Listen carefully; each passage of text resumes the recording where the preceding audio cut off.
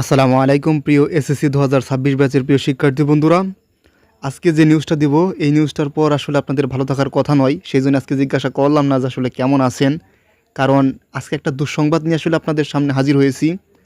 আজকে একটা নিউজ বের হয়েছে, সেটা বের করেছে দ্য ডেইলি ক্যাম্পাস। আর আমরা জানি দ্য ডেইলি ক্যাম্পাস কিন্তু শিক্ষা নিয়ে কাজ করে এই পত্রিকাটি। তো এই পত্রিকাটি যা বলে সেটা কিন্তু সাধারণত সত্যই ধরা হয়, এটা কিন্তু মিথ্যা ধরা হয় না। বাংলাদেশের সবচেয়ে বড় অনলাইন প্ল্যাটফর্ম নিউজ পেপারের মধ্যে যেটা শিক্ষা নিয়ে কাজ করে সেগুলোর মধ্যে সবচাইতে জনপ্রিয় এবং অথেন্টিক বলা চলে এই দ্য ডেইলি ক্যাম্পাস। তো এই ডেইলি ক্যাম্পাস কি বলেছে, 20শে জুলাইয়ের ডেডলাইন পেরিয়ে আরও 21 দিন, এসএসসি ফল প্রকাশে কেন তো বিলম্ব সেটার ভেতরে যাওয়ার আগে একটু কথা বলি যে এবছর আপনারা নিশ্চিত থাকুন যে গত বছরের তুলনায় অনেকটা রেজাল্ট আপনাদের খারাপ হবে। এটা মানে কষ্ট লাগলেও এটাই সত্য। আপনারা যদিও টেনশন করতেছেন অনেকেই, কিন্তু টেনশন করলেও এটাই সত্য। দেখুন এখানে কী বলেছে, এই যে 28শে জুলাই হওয়ার কথা ছিল রেজাল্ট, কিন্তু মানে এখানে যা বলা হয়েছে আমি সংক্ষেপে কিন্তু বলতেছি। তো নানা মানে চড়াই উট্টাই ছিল। 20শে জুলাই কিন্তু এমন না যে তাদের রেজাল্ট প্রকাশ করার মতো যে সক্ষমতা বা তৈরি করার যে জিনিসপাতি সব কিছু হয়নি এমন না, কিন্তু সব কিছুই হয়ে গেছিলো। কিন্তু কি হয়েছে যে অনেকে ফেল করেছে। এখন অনেকে ফেল করলো, কেন করলো? এখন এই যে অনেকে ফেল করলো এটা কীভাবে জানা গেল?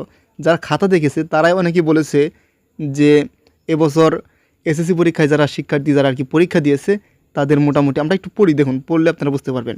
সংশ্লিষ্টরা বলেছেন চলতি বছরের এসএসসি পরীক্ষার ফলাফল আগের বছরের তুলনায় খারাপ হতে পারে, সেজন্য ফল প্রকাশে বিলম্ব হতে পারে।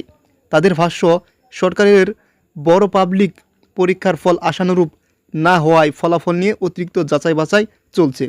আসলে আমি এখানে একটু কথা বলি, যাচাই বাছাই চলছে মানেই আপনাদের হয়তোবা মানে 20 তারিখে রেজাল্ট প্রকাশ করলে যে পরিমাণ শিক্ষার্থী পাশ করতো তার চাইতে হয়তোবা একটু বেশি পাশ করিয়ে দিবে।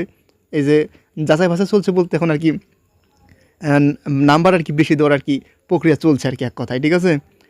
তো এই হচ্ছে আর কি কথা, মানে তুলনামূলক পাশ করবে বেশি, কিন্তু ওভারঅল আর কি ওই একই আর কি, মানে গত বছর চেয়ে খারাপ হওয়ার সম্ভাবনা বেশি।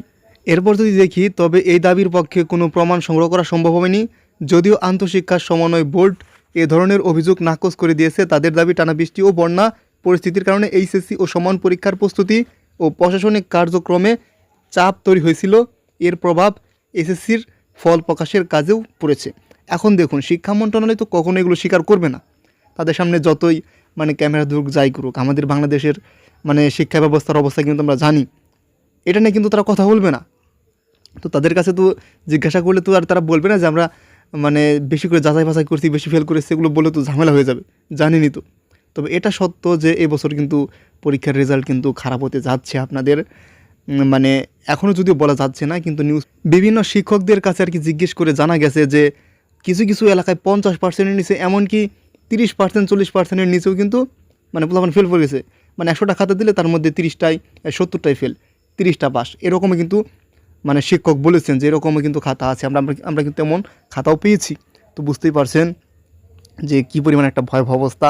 এখন এত যদি ফেলের সংখ্যা হয়, এখন এটাও তো মানে অনেক বেশি লজ্জার না? মানে শিক্ষা মন্ত্রণালয় থেকে প্রথমে আমি যতটুকু জানি যে কঠোর নির্দেশনা দিয়েছিল, কিন্তু যখন দেখা গেছে বেশিরভাগ ফেল করে ফেলেছে, এখন একটু যাচাই বাছাই চলছে। যাচাই বাছাই মানে হচ্ছে তো বুঝিনি যে কি হচ্ছে, হয়তো বা একটু তুলনামূলক পাশের হার একটু বাড়িয়ে দেবে, ব্যাস এইটুকু। না হলে এমন না যে 20 তারিখের আগে তাদের মানে রেজাল্ট প্রকাশের সক্ষমতা হয়নি বা সব কিছু তৈরি হয়ে গেছিলো, এমন না, কিন্তু হয়ে গেছিলো সব কিছু, কিন্তু এই যে নানান কারণে কিন্তু পিছিয়ে গেল। তো কেন ইয়া হলো সেটা তো বুঝতেই পারছেন। তো যদিও আমি বলবো যে আপনারা টেনশন করবেন না, তারপরেও দেখতে থাকুন কি হয়। আল্লাহ ভরসা, আল্লাহর উপর ভরসা রাখুন, সব কিছু ঠিক হয়ে যাবে ইনশাল্লাহ। সকল ভালো থাকবেন, সুস্থ থাকবেন। আসসালামু আলাইকুম।